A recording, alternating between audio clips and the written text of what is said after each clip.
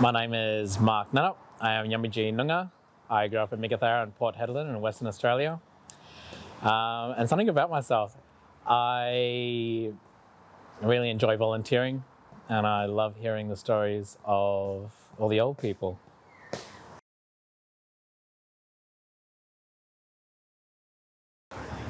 Something that I find inspiring is First Nations people and their resilience due to colonisation and the retention of language and custom and fulfilling a cultural duty that is constantly under attack.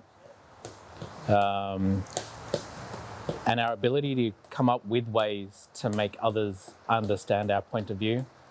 We don't think it's very hard, but if you're not brought up in the same cultural context, I can see how that could be quite difficult for others to understand.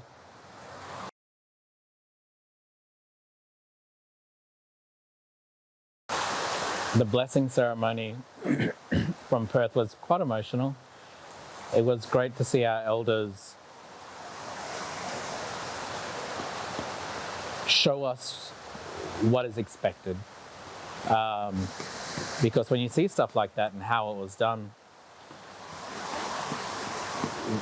I guess as time goes on, in our mental capacity of picturing our culture, we can see how it's meant to be and how do we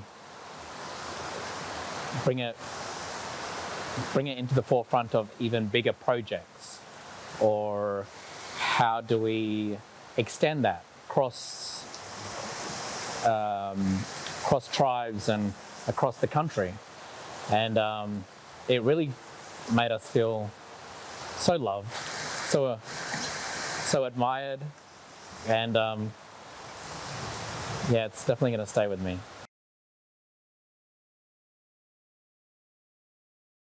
I think for me the learning is probably less and more about listening and taking it in, and to see how things are done differently from another First Nations point of view.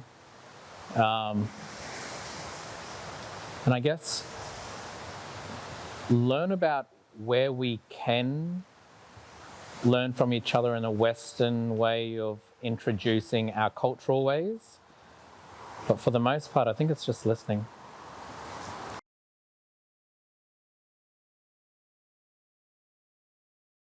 You know what you like. You know what you want. And if it's for the betterment of your mental health, do it. Because when you take that leap of faith, your sincerity and honesty shows, and people who've been around the traps will see it, and they will make sure that you are taken care of because you're showing initiative and, at the end, a lot of courage to go against the grain, to better your life and to do it by yourself.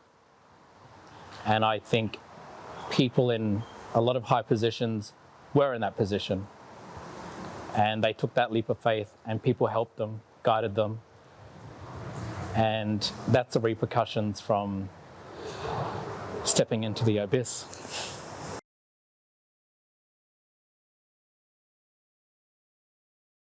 It's everything. Without, the elders passing down that language, passing down that cultural customs, traditions, love, care. It's frustrating. We've been portrayed in a certain light because we feel like we're constantly trying to prove it wrong, even though we have always been in a safe, loving, caring environment. And unfortunately some do have it worse than others, but I've rarely come across family who fit that stereotype, and that's frustrating. And so knowing your culture, your mob, it will provide you a lot of sanity when you're the only Aboriginal person in the room, the only Aboriginal person to do whatever you're doing. That connection to who you are, where you're from, is your backbone.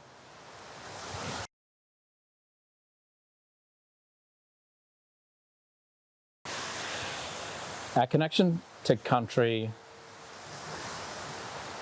that's our grandmothers, that's our grandfathers. That's where they rest and that's where they sleep, and that's what we have to protect.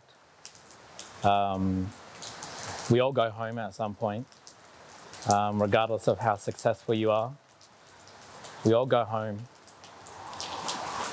and caring for country, whether it be stopping mining companies or fighting with them or standing up for it, it's because that's where we get our food, that's where we get our water, that's where we get taught how to survive. And I think at the end of the day, if the world goes sideways, I can go home and know how to live off the countryside.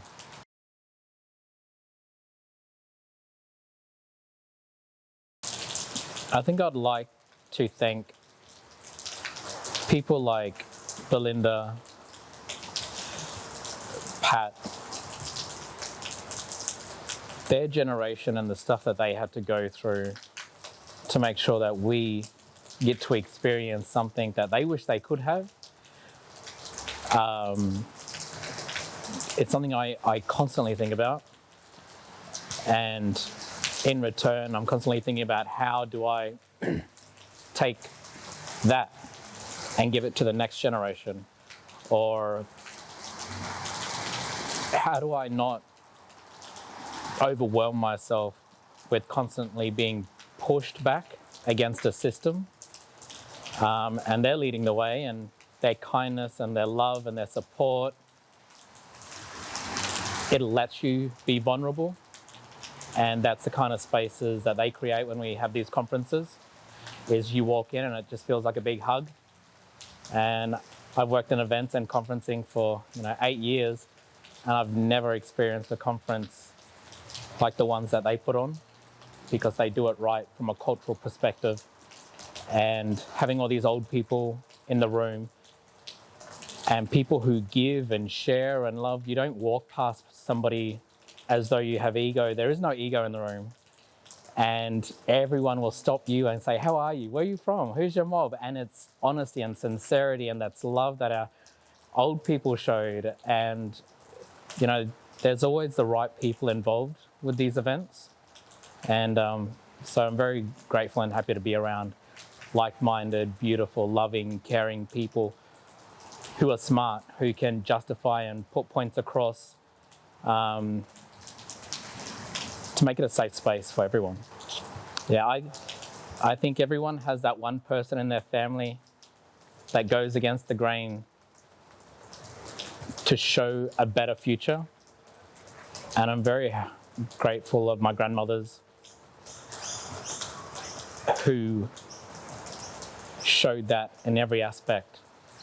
Some didn't drink their entire life. One of them had 18 kids, never tried a cigarette or alcohol in their life, but she slept on Spinifex grass when the convicts burnt down their house every time, and built fences, blew for gold in the sand, just to try and get by with all of her kids. And it's those stories that make me go, I cannot let an opportunity of education and the progression of our people be let go so easily. And I sometimes get frustrated at how some people don't pursue higher education because they think their mind's going to get changed or they're going to be institutionalized, but you really don't. It just adds so much more value to why you want to do it, because you can see where the disparities are, and that's where you hone in and go, I won't stand for that. That needs to change because that harms people. And it frustrates me when people look at the education system and not value it, because our people didn't go through all that struggle for you to say, I'm too good for education.